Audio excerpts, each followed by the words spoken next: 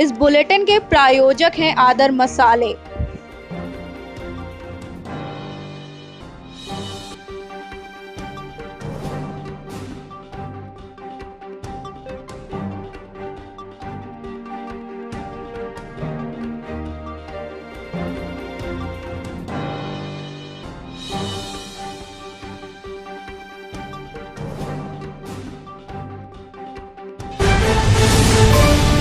हरियाणा के स्वास्थ्य मंत्री अनिल विज कोरोना पॉजिटिव हुए। 14 दिन पहले ही वैक्सीन का डोज लिया था। आज सुबह कोरोना वैक्सीन को लेकर देश में एक बड़ी खबर आई है। हरियाणा के मंत्री अनिल विज कोरोना पॉजिटिव पाए गए हैं। उन्होंने करीब 14 दिन पहले ही देश की स्वदेशी कोरोना वैक्सीन कोवैक्सीन की डोज ली थी। वह स्वदेशी वैक्सीन कोवैक्सीन के ट्रायल में शामिल हुए थे, जहां उन्होंने टीके की डोज ली थी। अनिल विज के कोरोना पॉजिटिव पाए जाने के बाद यह वैक्सीन तैयार करने वाली कंपनी भारत बायोटेक ने इस पर सफाई दी है। भारत बायोटेक ने कहा है कि कोवैक्सीन के क्लिनिकल ट्रायल 2 डोज पर आधारित है। इसमें 28 दिन का समय लगता है। भारत बायोटेक ने सफाई देते हुए कहा है कि कोरोना वैक्सीन की प्रभावकारिता वैक्सीन की दूसरी डोज लेने के 14 दिन के बाद दिखता है। कंपनी ने कहा वैक्सीन तभी ज़्यादा असरदार होगी जब किसी व्यक्ति ने टीके की दोनों डोज ली हो।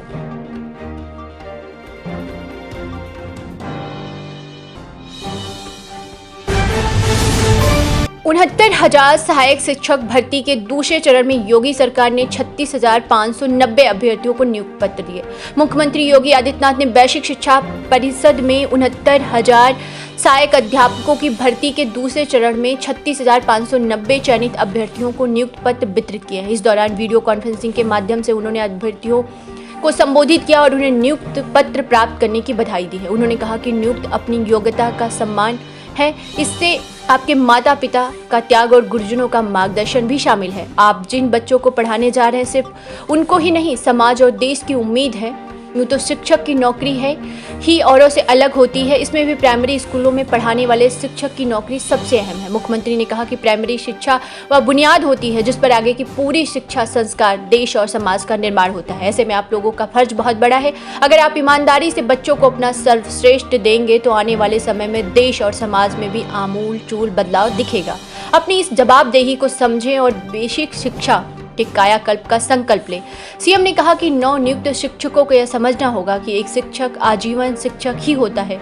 उसकी सेवाओं का कार्य करने के घंटों में सीमित नहीं किया जा सकता है। सीएम योगी ने शिक्षकों से पाठ्यक्रम के सरलीकरण, पाठ्यविधि को रोचक बनाने, नवाचारों को प्रोत्साहित करने की अपील की है।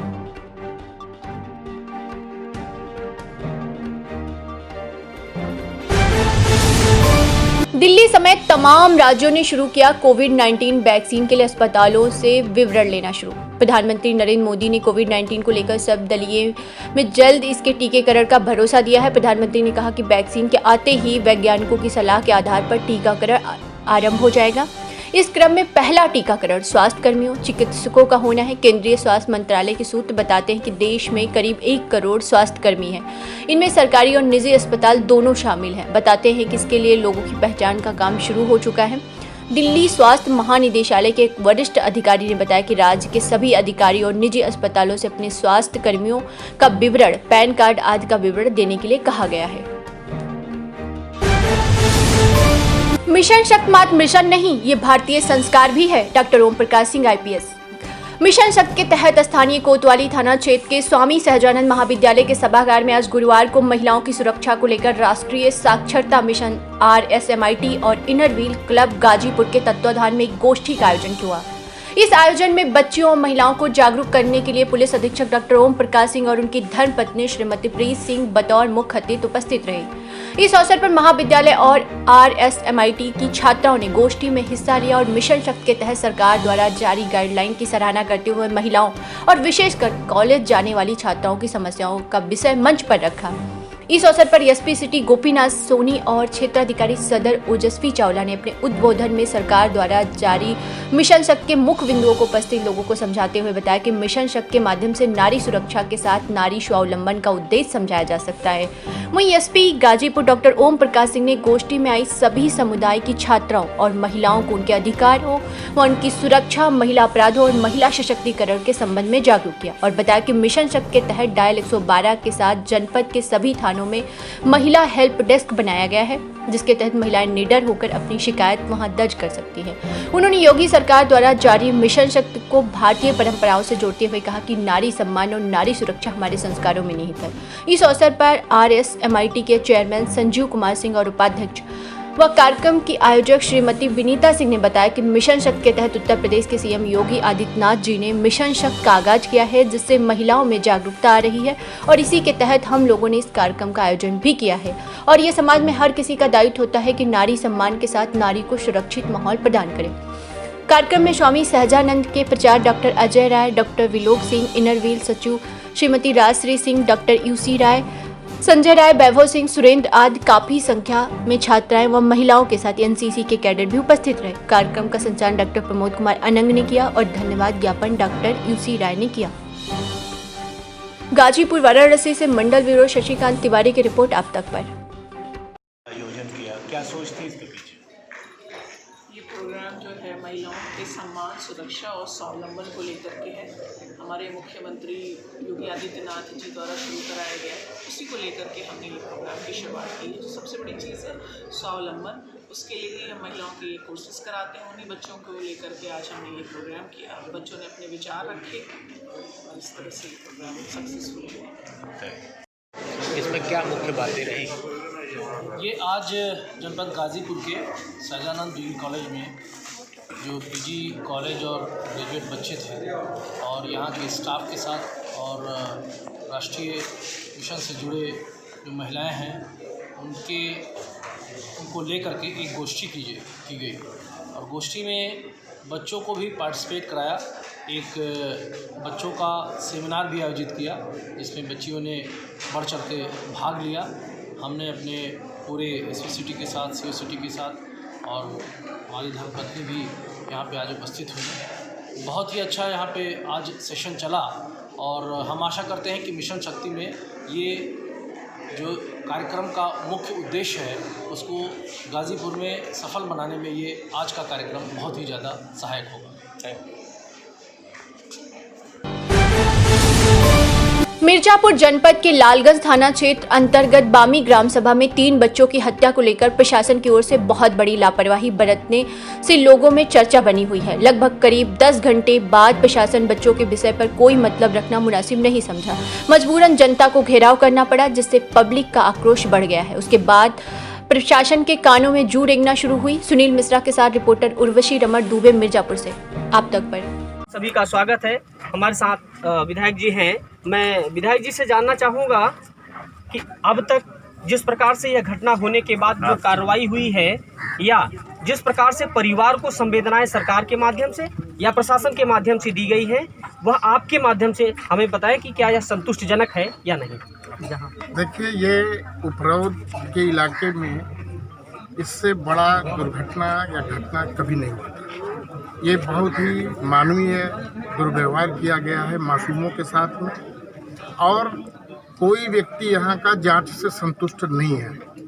और मैं प्रशासन से मांग करता हूँ कि हाई कोर्ट के सिटिंग जज के नेतृत्व में जांच की जाए ताकि इसका असर पूरे प्रदेश पे पड़े, क्योंकि ये मासूमों का मामला है। इससे पूरे देश में संदेश जाएगा, क्योंकि जो जांच अधिकारी हैं वो इसकी लिपापोती करने में अभी से लग गए हैं और ये लोगों में बहुत असंतोष है। अगर कोई बुजुर्ग की घटना हुई होती तो ये लगता है कहीं कोई मामला रहा होगा। मासूमों ने कौन सा ऐसा अपराध किया कि उनके साथ इस तरीके से जघन्य कांड किया गया है और इस जघन्य कांड को समाज का कोई भी वर्ग, कोई भी तबका इसको पसंद नहीं कर रहा है और वो शासन प्रशासन से मांग कर रहा है कि उच्च स्तरीय CBI जाँच हाई कोर्ट के जज के नेतृत्व में, सिटिंग जज के नेतृत्व में करा जाए ताकि इसका जो परिणाम निकले वो एक प्रभावकारी हो और लोगों पर एक संदेश या अपराधियों पर एक दबाव बने। क्योंकि लोग कहते हैं कि कानून का बहुत लंबा हाथ होता है, लेकिन उस उत्तर प्रदेश में ये देखने को मिल रहा है कि कानून के हाथ अपराधियों के कयाफत और कैफियत और उनकी पर्सनालिटी देख करके छोटा बड़ा हो रहा है। इसलिए लोगों को संदेह है और हम लोग जिस परिवार के साथ घटना हुई है उनके साथ हैं। हमारी पार्टी की संवेदना है। हम लोगों की बात प्रियंका गांधी जी से हुई है और वो भी बहुत दुखी है इस घटना से। हो सकता है कि वो स्वयं आवें या कोई टीम भेजें और हम लोग परिवार के साथ हैं और हर मोर्चे पर लड़ाई लड़ने के लिए तत्पर है। माननीय ललित त्रिपाठी जी भी बगल में हैं, ये भी उतने मर्माहत है जितना हम सब लोग हैं। आपको क्या लगता है कि प्रशासन का अब तक जो रवैया रहा है वह संतोषजनक बिल्कुल नहीं है? देखिए, प्रथम दृष्टया जो प्रशासन या पुलिस के द्वारा ये बयान दिया गया कि बच्चे डूब के मर गए, ये बहुत गलत बयान था। उनको अपना मोटिव नहीं प्रसारित करना चाहिए था, इससे अपराधियों का मनोबल बढ़ता है। उनको कहना चाहिए था कि हम जांच करेंगे, जब तक जांच का रिपोर्ट नहीं आ जाएगा हम कुछ नहीं कर सकते। ये कह करके उन्होंने गलत काम किया है। आर्थिक दृष्टि से परिवार को सहयोग के लिए आपके संदर्भ से क्या मांग है सरकार? देखिए, माननीय मुख्यमंत्री जी को स्वतः इसमें निर्णय लेना चाहिए था। कहीं दुर्घटना में कोई मरता है तो वहाँ तो तुरंत घोषित कर देते हैं। या मासूमों के साथ घटना हुई है, यद्यपि इनको पैसे की जरूरत नहीं है, लेकिन उनको संवेदना के तौर पे शासन का पैसा है, उनके घर का नहीं है, उनको तत्काल घोषित कर देना चाहिए था और अब तक इनको हस्तगत हो जाना चाहिए था। बिल्कुल। अगला प्रश्न ये है कि कहीं न कहीं ये माना जाए कि इसमें सरकार की या प्रशासन की लापरवाही, कि अगर इस तरह की घटना हुई तो यह किस प्रकार से रोका जा सकता था? देखिए, जब हमारे मुख्यमंत्री जी गंभीर नहीं है, पूरे उत्तर प्रदेश की कानून व्यवस्था खराब हो रही है और उनको फुर्सत नहीं, वो दूसरे प्रदेशों में जाके भाषण कर रहे हैं, तो देश की जनता, प्रदेश की जनता को नहीं लग रहा है कि जिसको हमने जो जिम्मेदारी दी है उसका निर्वहन तो नहीं कर रहे हैं, तो फिर क्या फ़ायदा है? जा करके वो आत्मा परमात्मा और विश्वात्मा की बात करें, फिर जाके मठ पे बैठे, जब ये नहीं किया जा रहा है तो। बिल्कुल। हम लोग जब यहाँ पर आए तो हमें ये जानकारी प्राप्त हुई कि प्रशासन के माध्यम से बच्चों की जो लाश है वो भी परिवारजनों को सौंपी नहीं जा रही थी, तो इसके पीछे में क्या कहना चाहिए? ये तो हम ग्रामीणों का बहुत आभार व्यक्त करते हैं कि इन लोगों ने हिम्मत दिखाया और लाश को अपने पास रख लिया। नहीं तो ये लोग अगर लाश ले जाते और जला देते, सारे सबूत नष्ट हो जाते और हम सब लोग जागरूक होते हुए भी कुछ न कर पाते। तो ये तो बधाई के पात्र हैं कि इन्होंने पुलिस की नहीं चलने दी और स्वतः अपनी ताकत का इस्तेमाल करके लाश को अपने पास रखने का काम किया। कहीं न कहीं ऐसा लग रहा है कि जो मुख्य अपराधी हैं उनको बचाया जा रहा है। बिल्कुल। देखिए, हम कहते हैं कि अपराधी तो ये पहले तय कर लें, लेकिन इनका कृत्य जो है उससे लोगों को बहुत संदेह हो रहा है कि वो क्यों ऐसा कर रहे हैं, क्यों प्रेजुडिस होकर के कर रहे हैं। उनको तो सबके साथ न्याय करना चाहिए। अब ये करेंगे, बहुत करेंगे तो जो गलत व्यक्ति होगा उसको फंसा करके अपना इतिश्री करने का काम करेंगे, हम उसका भी विरोध करेंगे। बिल्कुल सही। हम पंडित ललित जी से पूछना चाहेंगे कि अब तक आज तीसरा दिन है इस घटना का, अब तक सरकार के तरफ से मुख्य कोई ऐसा मेन सदस्य अब तक नहीं आया जो इस परिवार को कम से कम संवेदना व्यक्त करे। देखिए, उत्तर प्रदेश में इस तरह की घटना मुझे लगती है कि अब इतनी आम हो गई है कि सरकार के कान में जूं तक नहीं रेंगती है। उत्तर प्रदेश के इस मिर्ज़ापुर के अंचल में इस तरह की घटना हम लोगों के संज्ञान में पहली बार हो रही है कि 3 मासूमों के साथ इस तरह व्यवहार हो, इस तरह से उनकी मौत हो। हम लोग सबको इस बात की कष्ट है। और जैसे पूर्व विधायक भगवती चौधरी जी ने कहा, जैसे सारे लोग बोल रहे हैं कि जिस दिन ये घटना घटी उसी दिन से उत्तर प्रदेश की प्रशासन उसको लीप पोतने पे उतर गई। उत्तर प्रदेश में कांग्रेस पार्टी और अन्य लोग लगातार सरकार का ध्यान आकर्षित इस मुद्दे पे कराना चाह रही है कि उत्तर प्रदेश में कानून व्यवस्था ठीक नहीं है। ये उसका एक जीता जाता प्रतीक है।